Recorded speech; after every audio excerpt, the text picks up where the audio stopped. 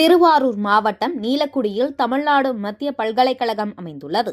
தமிழகம் மட்டுமின்றி கேரளா, ஒடிசா, குஜராத், மேற்கு வங்கம் உட்பட பல்வேறு மாநிலங்களைச் சேர்ந்த 3000 மாணவர்கள் 64 பாடப்பிரிவுகளில் படித்து வருகின்றனர்.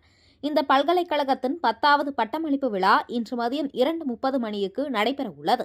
விழாவில் ஜனாதிபதி திரௌபதி முர்மு அவர்கள் கலந்து கொண்டு மாணவ மாணவிகளுக்கு பட்டங்கள் வழங்க உள்ளார்.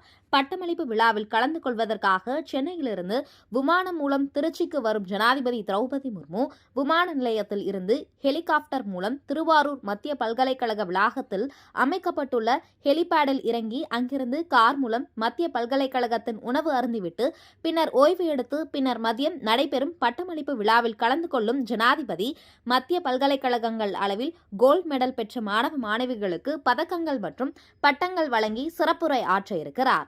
குடியரசுத் தலைவர் தமிழ்நாடு மத்திய பல்கலைக்கழகத்திற்கு வருகையொட்டி 15 மாவட்ட காவல் கண்காணிப்பாளர்கள், 40 கூடுதல் காவல் கண்காணிப்பாளர்கள், 65 துணை காவல் கண்காணிப்பாளர், காவல் ஆய்வாளர்கள், உதவி ஆய்வாளர்கள், காவலர்கள் என 8 மாவட்டங்களைச் சேர்ந்த 2400 போலீசார் பாதுகாப்பு பணியில் ஈடுபடுத்தப்பட்டுள்ளனர்.